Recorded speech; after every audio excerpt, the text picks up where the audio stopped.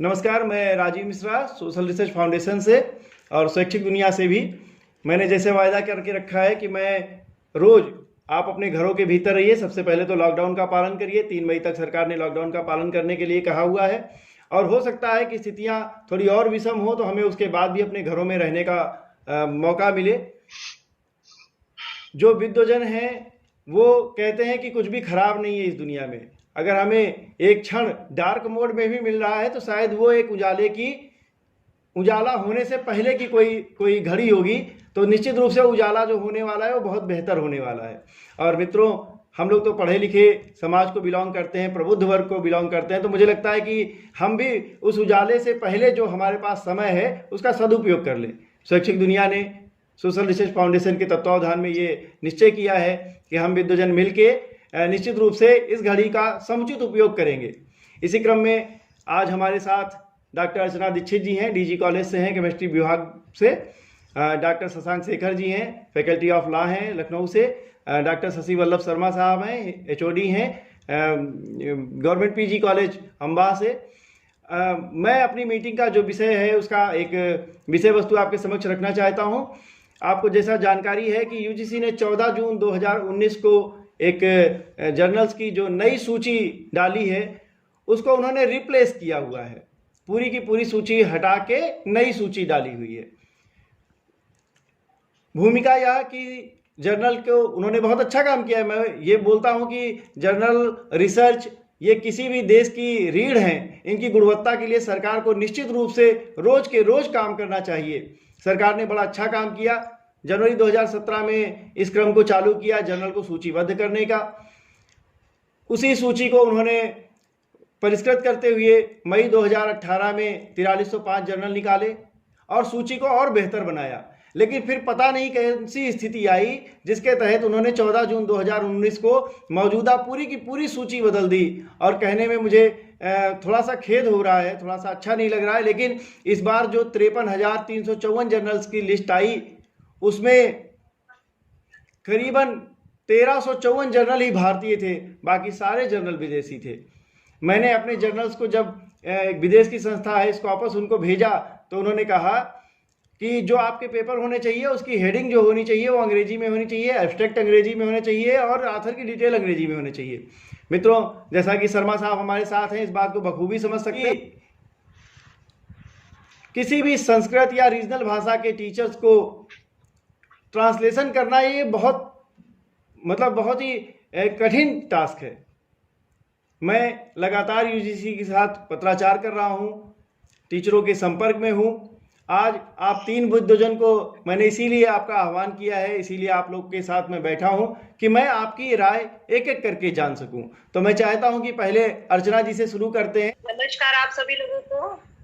मैं DG PG college chemistry विभाग से हूं और सबसे बड़ी बात है जहां हमारे माननीय प्रधानमंत्री मेक इन इंडिया की बात कर रहे हैं और दूसरी तरफ विरोधाभास हो रहा है कि हमारे भारतीय जर्नल्स को सूची से बाहर किया जा रहा है। दोनों चीजें नहीं कर रही हैं कि विदेशों में हमारे भारत के लोग जब वहां का जो हमारा ब्रेन है वो यूज किया जाता है वहां पर, तो इसका मतलब है हमें कुछ तो स्पेशलिटी है ना। तो आप हमारे जर्नल्स को हटा करके आप अपना क्राइटेरिया दीजिए, हमें एक फॉर्मेट दीजिए जिसके तहत में हमारे पेपर्स आपके पास में आएंगे। और आप अगर जो पेपर कॉपी है आप उसको पनिश करिए जा करके। आप ऐसे किसी को सूची से बाहर करना ये तो अच्छी बात नहीं है। और जर्नल में पेपर टीचर्स के सकते, इसका मतलब टीचर की क्वालिटी नहीं अच्छी है। आप डायरेक्टली या इनडायरेक्टली आपका करने का मतलब यही है कि हमारे टीचर्स जो लिख करके दे रहे हैं, पेपर बना रहे हैं या रिसर्च कर रहे हैं, तो क्या इंडिया में रिसर्च अच्छी नहीं हो रही है? ऐसा बात नहीं है। हमारे यहाँ भी बहुत अच्छे अच्छे इनोवेशन हो रहे हैं। कोविड के लिए आप देख रहे हैं अच्छे अच्छे स्टार्टअप बच्चों ने बनाए हैं, आईआईटी में बनाए हैं, जाकर के टीचर से बनाए हैं, डॉक्टर से बनाए हैं और बहुत कम पैसे में बना करके दिए जा रहे हैं। जी तो मेरा मानना ये है कि हमारी ये अपील यूजीसी तक जानी चाहिए कि हमारे जो जर्नल्स हैं उनको पहले स्थान दें ना कि फॉरेन जर्नल्स को स्थान दें। जब फॉरेन जर्नल में जाता है हमारा पेपर, अब जैसे आपने बताया कि हिंदी है, संस्कृत है, इन लोगों के लिए वाकई कन्वर्ट करना इट्स वेरी डिफिकल्ट। भाई साइंस वालों के लिए तो कोई मैटर नहीं रखता क्योंकि हम लोग का सारा काम अंग्रेजी में ही है जी। लेकिन बहुत बहुत सारे ऐसे सब्जेक्ट्स हैं जिनमें इंग्लिश नहीं है, हिंदी है, संस्कृत है और भी बहुत सारे हैं जी। के बाद में आप हमारी जो भी प्लान है उसको क्वालिटी आप समोसा नहीं खाएंगे? स्कॉलर्स को बोलेंगे। नहीं खाएंगे। बस यही अपील है राजू भाई साहब आपसे कि इस माध्यम से आप यूजीसी में बात लेके जाएं और जी। हम लोग के जर्नल्स के यथा उचित स्थान होना चाहिए। जी That's all. Thank you. जी जी जी बिल्कुल आपके बिल्कुल समोसे नहीं बचेगा। बिल्कुल, बहुत सही कहा मैम आपने कि हम लोग को इस विषय में बहुत कुछ करना चाहिए। हमारे बीच डॉक्टर शशि वल्लभ शर्मा साहब हैं। मैं चाहता हूं कि शर्मा साहब अपना जो है वो इस विषय पे विचार रखें। बिल्कुल, नमस्कार। मैं डॉक्टर शशि वल्लभ शर्मा, सहायक प्राध्यापक और अध्यक्ष हिंदी विभाग, Mumbai PG college Amba Morena. UGC Bharat का उच्च शिक्षा विभाग का सबसे बड़ा केंद्र है और पूरा भारतवर्ष हायर एजुकेशन उसकी ओर देखता है जी। और ये उम्मीद करता है कि कुछ नया, कुछ बेहतर हमें देगा और हमारा जो शिक्षा का स्तर है उसमें सुधार होगा। लेकिन जब हमारे सुधार की बजाय, हमें नया देने के बजाय अगर हमारे पैरों पर कुल्हाड़ी मारेगा या हमारे कहीं न कहीं हतोत्साहित करेगा तो हमारी एक समस्या खड़ी हो जाएगी। अभी सर मिश्रा जी बात कर रहे थे कि उसका टाइटल अंग्रेजी होना चाहिए। भाषा की अपनी एक गति होती है, भाषा का अपना एक तासीर होती है और उस भाषा की तासीर को तोड़ा नहीं जा सकता। मैं आपको बता दूं कि रामचरितमानस तुलसीदास जी का जो अवधी भाषा में हिंदी में है जी, वो विदेशों में कई भाषाओं में कन्वर्ट किया गया जी, लेकिन उसमें करवा नहीं आ पाई। हिंदी का जो रिसर्च पेपर है, हिंदी का जो शोध पत्र है, यदि उसमें हम अंग्रेजी में कन्वर्ट करेंगे तो मैं नहीं कर सकता क्योंकि मुझे उस लेवल मैं अपनी हिंदी में लिख सकता हूँ जी, है ना। लेकिन तो अगर विषय, अपने विषय को हिंदी या संस्कृत है, अगर ये मातृभाषा हमारी बचपन से बढ़ती है, हम उसको पढ़ते हैं, समझते हैं, अगर उसको कन्वर्ट करेंगे तो चीजों को ला नहीं पाएंगे जो लाना चाहते हैं, जिस बात को कहना चाहते हैं वो नहीं कह पाएंगे। तो शोध का जो मूल उद्देश्य है वो खत्म हो जाएगा। सही है। दूसरी बात ये है कि आपने यूजीसी से एक राजीव मिश्रा की जनरल्स नहीं, पूरे भारत में कई जनरल्स हटाई होंगी इन्होंने, कई जनरल्स हटाई। तो आखिर क्या वजह है, हमें वो बिंदु तो मालूम पड़े। आप राजीव, अगर संपादक मंडल, यदि कोई जनरल्स के प्रकाशन करने वाले जो संस्थान है, अगर उनकी कोई कमी है, उनके मानकों में कमी है तो उनको बता दें, उनको निर्देश दे दें, पहले उनको एक लेटर दें कि आपके संस्थान से निकलने वाली जो जनरल्स है उनमें इन बिंदुओं पर कमी पाई गई, अतः आप बताया जाता कि इनको सुधार करें। अगर नहीं करते तो आप किस क्या जनरल्स है उनमें जो आर्टिकल, ये जो पेपर श्रमोदय का पेपर है, मर्तना जी का पेपर है या शेखर जी का पेपर है, इसमें ये कमी है। बिल्कुल, इनको अंडरलाइन करके भेजें कि साहब ये कमी है, इसमें आपके रिव्यू में कमी है, इसके सारांश में कमी है, इसके शीर्षक में कमी है, हमको स्वीकार है, हम सुधारेंगे और अच्छा रहेगा। ये कहना चाहता हूं। नहीं, बिल्कुल बिल्कुल, बहुत सही, बिल्कुल सही बात कह रहे हैं आप शर्मा साहब।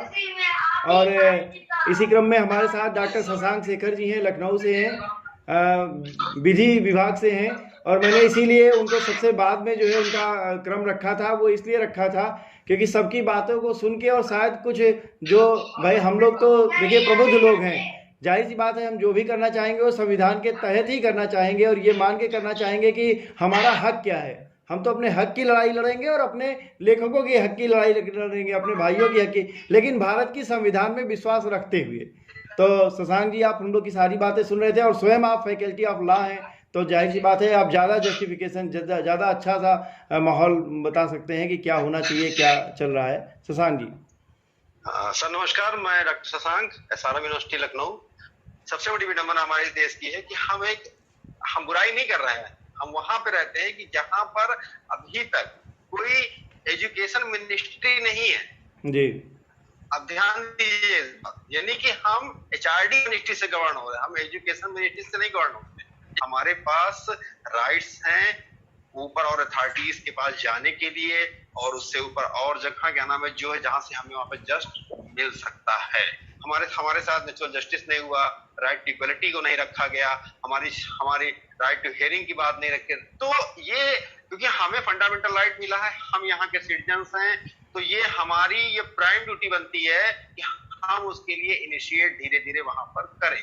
क्योंकि आज इस प्रकार से स्टेप है, कल हो सकता है कि अथॉरिटी और जो कमीशन और ज्यादा उस पर क्या नाम है चीजें ले आए और हम वहां पर ना बोले। तो इसलिए थोड़ा थोड़ी चीजें लगनी चाहिए, और लेकिन जो भी चीजें हो वो न्याय सम्मत होनी चाहिए। शेखर साहब, आप स्वयं भी कॉलेज में पढ़ा रहे हैं, तो इसलिए जितना मतलब रिसर्च पेपर लिखाना, जहां हम तीनों चारों लोगों के लिए, भाई मैं तो एज आ प्रकाशक काम कर रहा हूं, लेकिन आप लोग के तो कहीं ना कहीं जो है ये बायोडाटा में शामिल हो रहा है, कहीं ना कहीं जो है आपकी प्रमोशन के लिए आवश्यकता है इसकी। तो इसलिए जी अर्चना जी कुछ कहना चाह रही हैं कि आप कोई गाइडलाइन तो दीजिए। पहले आपने रिप्लेस कर दिया, लेकिन बिना इंफॉर्मेशन के रिप्लेस कैसे किया ये भी तो आपको बताना चाहिए। ऐसे ही आप रिप्लेस नहीं कर सकते। और मैडम अर्चना जी, मैं आपकी बात को थोड़ा मैं यही बात कह रहा हूँ, नेचुरल जस्टिस वाली बात मैंने यही कही कि हम सबसे पहले उनसे इसी चीज के लिए पूछेंगे कि साहब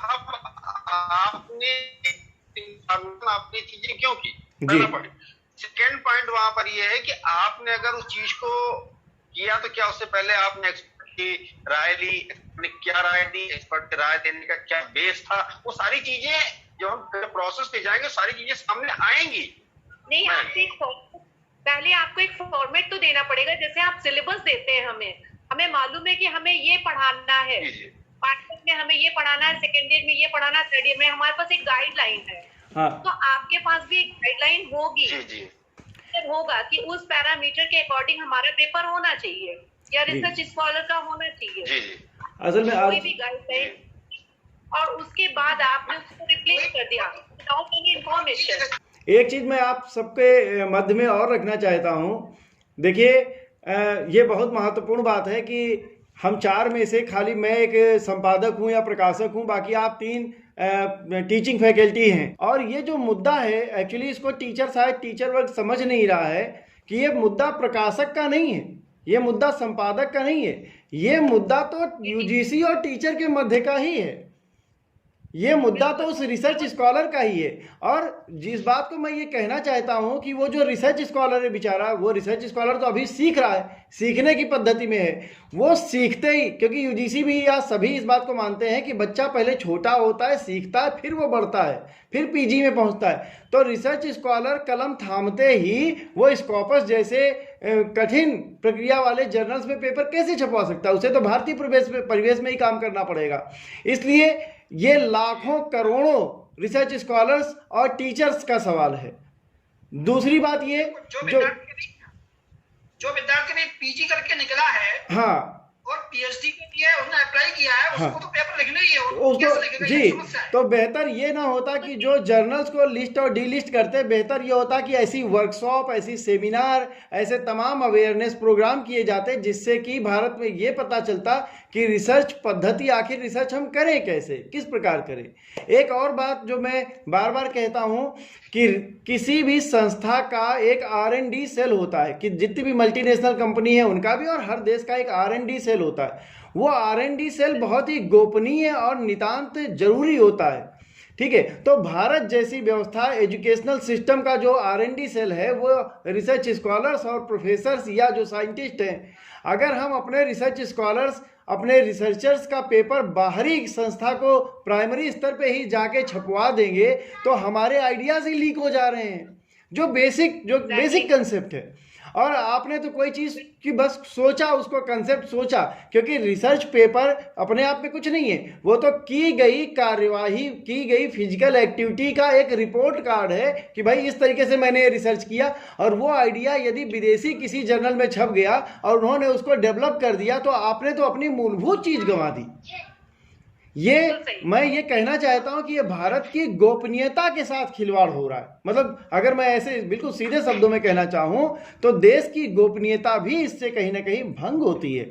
बहुत अच्छी मुलाकात रही हम सबकी। मेरे ख्याल से ये एक इनिशिएटिव पॉइंट है जहां से हम सब अपना माइंड मेकअप करेंगे, आगे जाएंगे। आप सभी को ढेरों धन्यवाद। अभी तो ये मतलब पहले स्तर है, इसको हम लोग फिर आगे करते हैं। बहुत बहुत धन्यवाद आप लोग को, सादर नमस्कार जी, नमस्कार। स्टॉप।